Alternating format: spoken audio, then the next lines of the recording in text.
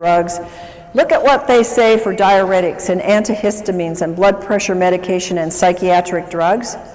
You will be shocked at the list of symptoms that are all what I'm telling you: vomiting, diarrhea, excessive thirst, swelling.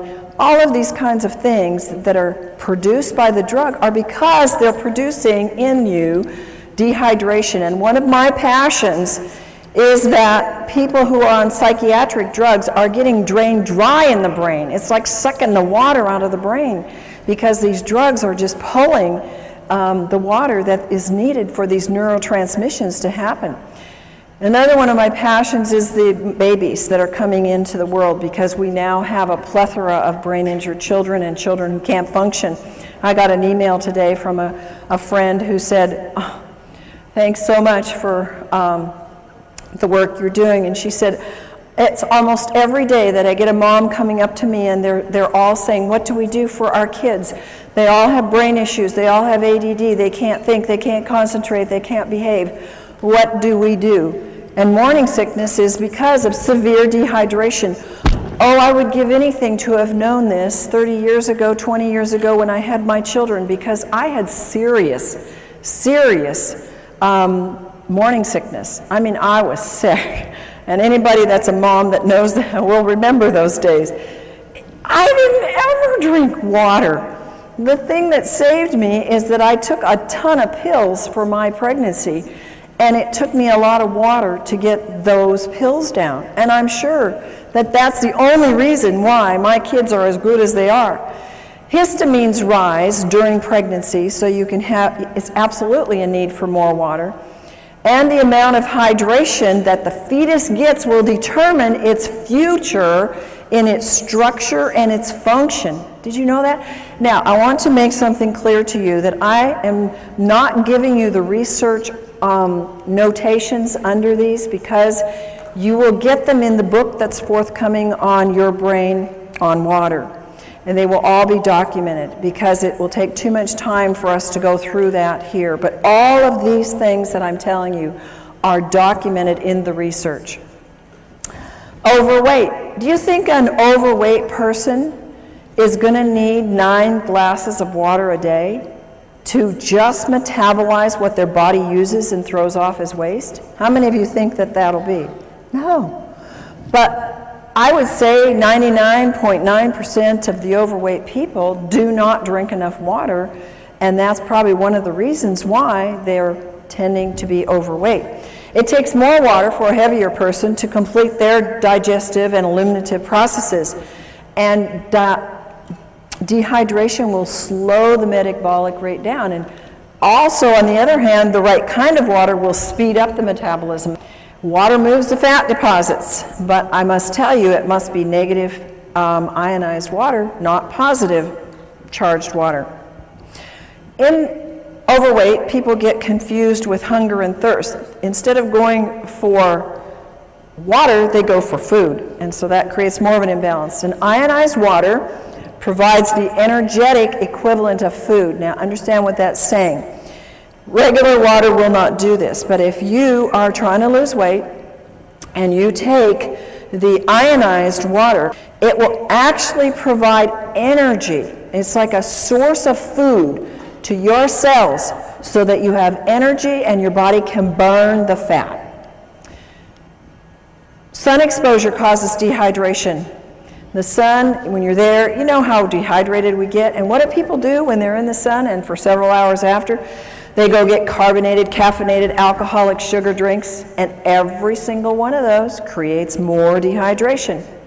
Of course, sweating creates more dehydration. My son is a great guy that works out. It's a water you can drink while you're working out, and you don't get that slush in your stomach, and you don't feel an upset stomach from it. Stress causes dehydration. I look at the hours I used to work. I still work them, but I used to work them without drinking water. Now I have large glasses of water beside me all day long. And I would think, oh, I'll drink later. Oh, I know I need to drink. And my day would just go push, push, push, push, push all day long. And I didn't do my body too good of good. And, you know, I've had to undo some of those things. But again, it was like I wasn't making the connections, and I believe I wasn't making the connections because I was so dehydrated my brain couldn't put it together. And I didn't have anybody come and tell me that there really was a water. I had lots of people come with alkaline water and these machines out there, and I'd been checking them out for 20 years. And I said, these don't work. They're not doing one thing for you. Why should I spend $1,000, $2,000? Why should I spend anything on them? I don't want to give my clients this kind of water. So I knew, because I was always testing them, that what I was seeing on the market really wasn't working. Stress will use up hormones. It will use up neurotransmitters, making them work harder. It will use up your vital resources, and you have to have water to keep them functioning. Now, we all know that too much salt isn't good, and using the wrong kind of salt is bad for your body because it will grab water and dehydrate you. But using too much salt, especially on salty foods, because that's the wrong kind of salt, folks. They don't put sea salt on those things. We're going to tell you in a few minutes the right kind of salt to use and how to use salt to help your hydration. Of course, vomiting can cause dehydration. So when you see those information on any drugs or anywhere where it says causes vomiting, you know that it's possible it can cause dehydration. What are the dangers of dehydration? Well, if you're dehydrated as much as 5%, it can reduce in as much as 20 to 30% drop or make your physical activity go down. How many of you notice a drop in your energy when you're dehydrated? How many of you notice that when you take the right kind of water, ionized, microclustered water, you have an increase in energy? I mean, it's phenomenal what that can do, and if you take any supplements at all, it pushes them to the height of what they can do. So I can go 16-hour days now with no breaks and just, 10% reduction in your water can make you sick. 20% can even mean death. Isn't that amazing? Only 20% you can die. 1 to 2%, that's very, very little, folks, in your brain can mean that you have problems concentrating and thinking. How many of you know somebody, I wouldn't ask you if you had that problem, but how many of you know somebody that has that problem? I think we all do, and at times we all do. Dehydration is a cumulative, it comes together. You see, the average person drinks 160,000 gallons of water in a lifetime, and 75% of the citizens around the world in developed countries are chronically dehydrated. I would have never believed that before my experience with water personally and what I've seen with my clients and our brain participants in our brain center. It's absolutely true. People are so dehydrated.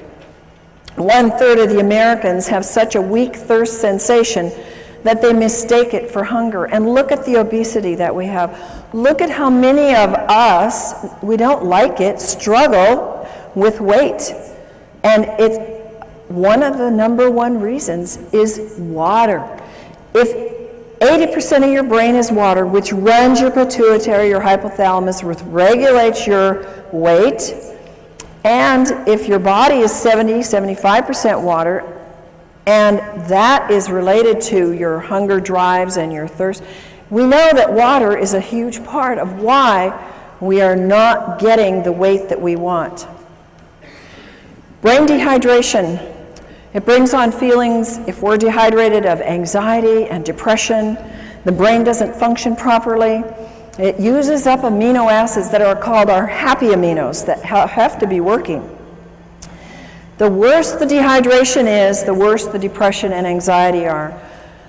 I wish I could go back to my clients who had such severe depression that they chose to go to psychiatric drugs.